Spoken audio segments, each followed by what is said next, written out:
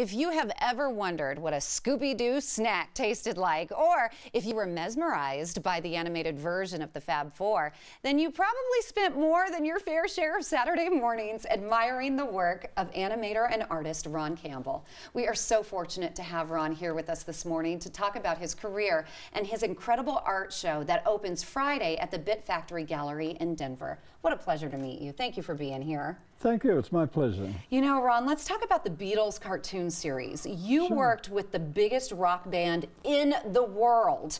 How did the creative direction actually look of the cartoon, and how did it come about?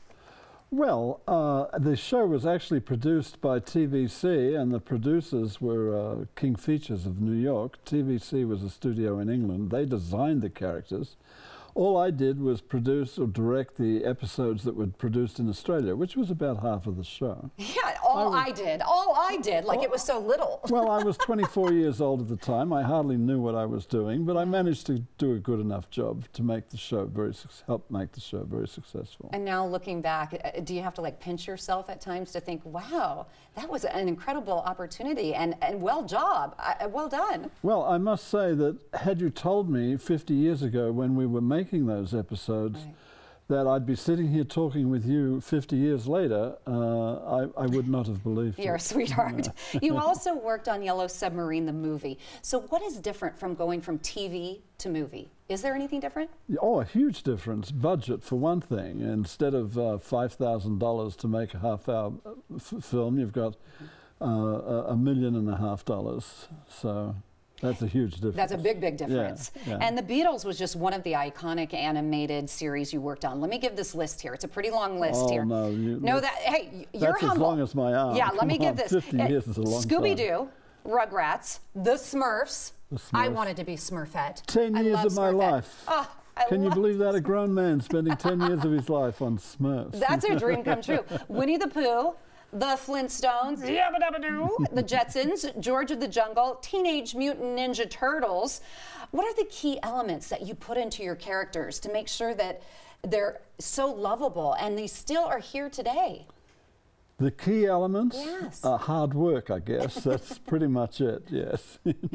How long does it take you to create something like that and to know? Well, each film, to make a half-hour television cartoon in those days would take about 8 months.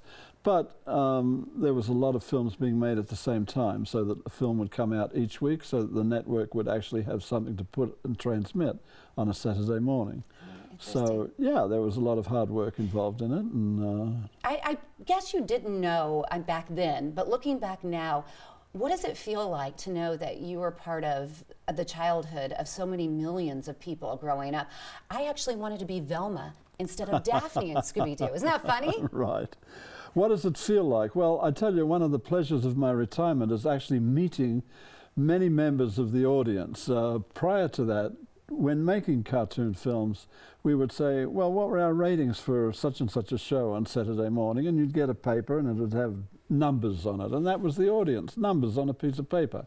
Wow. Now in my retirement, I actually meet the people who were enjoying the shows. So what's the most common question you get? The most common question? Yeah. Did you meet the Beatles? And did Everybody wants to shake the hand that shook the hand of, Mother, may I? Thank you very much. That's awesome. And you have an interesting story about Scooby-Doo and the development there. Oh, well, I think you're referring to the child psychologists that came in. Joe Ruby and Ken Spears were very instrumental. They were great writers, very creative. And we had a child psychiatrist come in and tell us that children learn to speak by hearing, learn the language actually, by hearing the language first. Sit down, eat your peas, do this, do that. But they can't yet coordinate the muscles of their mouth and voice box to actually speak. So if you make Scooby-Doo have difficulties pronouncing words and speaking, the child will identify with Scooby-Doo at that point and will empathize with Scooby-Doo, feel sorry for Scooby-Doo because that's precisely what they have just been going through. And for the rest of their life, they will love Scooby-Doo. So if you love Scooby-Doo, You have been manipulated. Well, I think everybody in the world has been manipulated. Yes, I mean, yes, how can you resist? Yeah, right. I love it. And now Right. they're making movies too. Let's talk about your exhibit that's happening at the Bit Factory Gallery. Limited engagement only. It's for 3 days, Friday, August 11th through the 13th. What can we expect? You can expect to walk into an art show similar with artwork similar to this. The prices are going to be from less than $300 up to $8,000, with the most pieces less than $1,000. It's art for the ordinary people, not for the multimillionaires. Yes, of course. And it's fun stuff. There's no fee to get in. It's just like going to an art gallery. You'll see about 50 or 60 pieces of art, all of it related to pop art and cartoon. Will we see stuff. some of the pieces from the Beatles? Yes, absolutely. Yeah, not original pieces from the making of the film, Okay. but interpretations, my retirement interpretations. So new work that hasn't been seen before. It's all new work, yes. Very nice. Yeah. What's your favorite character to draw? I know on our autograph wall we have in here, you drew Scooby-Doo for us. Look, how do I compare Smurfette to Angelica? Oh my gosh. Angelica's so fun to watch, right? Yeah, you know, she's such a terrible little girl. Isn't She's she? so Just wonderful. ornery. I just love her, you know.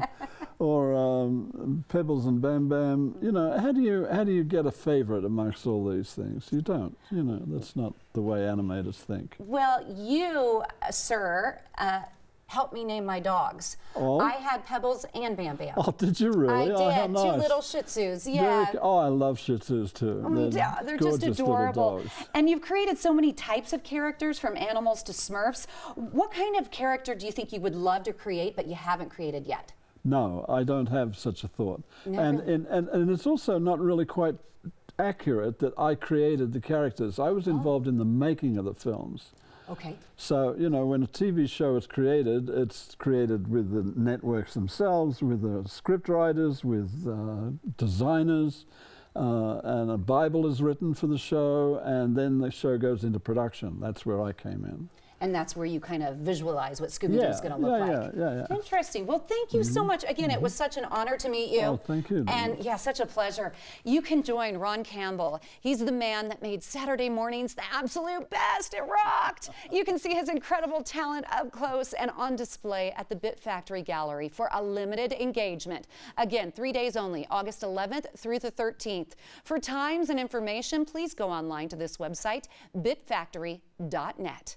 Stay with us. We'll be right back.